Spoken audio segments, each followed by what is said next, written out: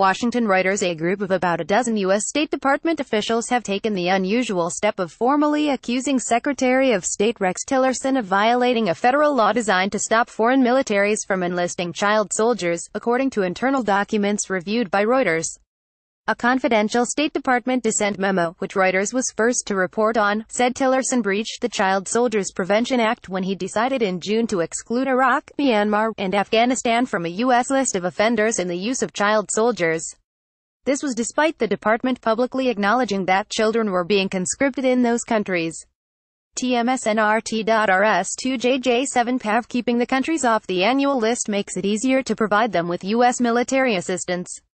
Iraq and Afghanistan are close allies in the fight against Islamist militants, while Myanmar is an emerging ally to offset China's influence in Southeast Asia.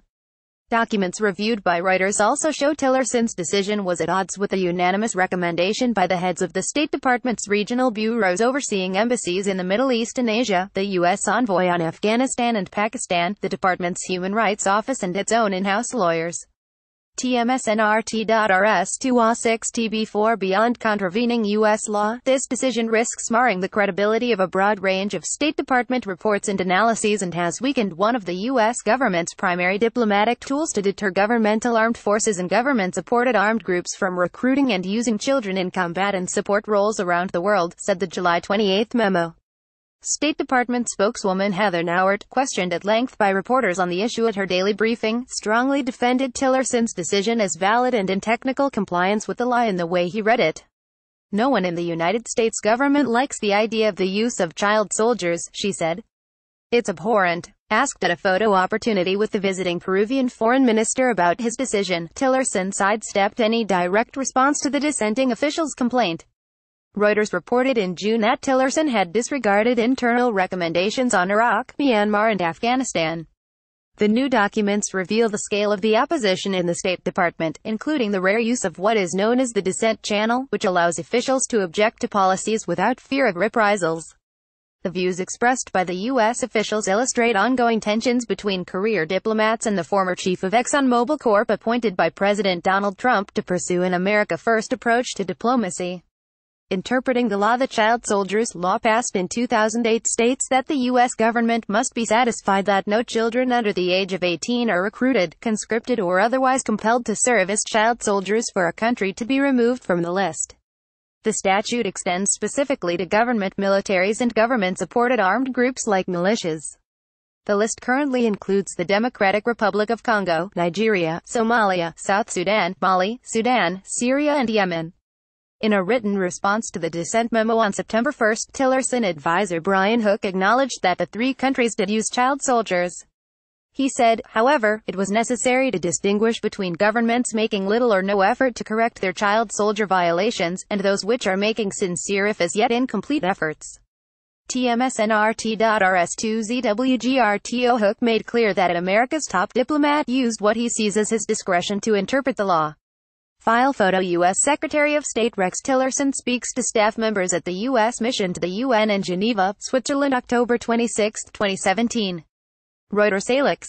Brandon Poole. File photo. A powerful message. Foreign militaries on the list are prohibited from receiving aid, training and weapons from Washington unless the White House issues a waiver based on U.S. national interest. In 2016, under the Obama administration, both Iraq and Myanmar, as well as others such as Nigeria and Somalia, received waivers. At times, the human rights community chided President Barack Obama for being too willing to issue waivers and exemptions, especially for governments that had security ties with Washington, instead of sanctioning more of those countries. Human Rights Watch frequently criticized President Barack Obama for giving too many countries waivers, but the law has made a real difference, Joe Becker, advocacy director for the group's Children's Rights Division, wrote in June in a critique of Tillerson's decision. The dissenting U.S. official stressed that Tillerson's decision to exclude Iraq, Afghanistan and Myanmar went a step further than the Obama administration's waiver policy by contravening the law and effectively easing pressure on the countries to eradicate the use of child soldiers. The officials acknowledged in the documents reviewed by Reuters that those three countries had made progress. But in their reading of law, they said that was not enough to be kept off a list that has been used to shame governments into completely eradicating the use of child soldiers.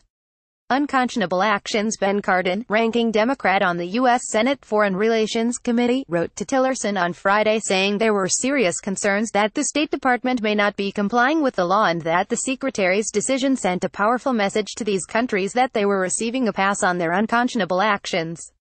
The memo was among a series of previously unreported documents sent this month to the Senate Foreign Relations Committee and the State Department's Independent Inspector General's office that relate to allegations that Tillerson violated the child soldiers law. Legal scholars say that because of the executive branch's latitude in foreign policy, there is little legal recourse to counter Tillerson's decision. Herman Schwartz, a constitutional law professor at American University in Washington, said U.S. courts would be unlikely to accept any challenge to Tillerson's interpretation of the child soldiers law as allowing him to remove a country from the list on his own discretion. The signatories to the document were largely senior policy experts with years of involvement in the issues, said an official familiar with the matter. Reuters saw a copy of the document that did not include the names of those who signed it.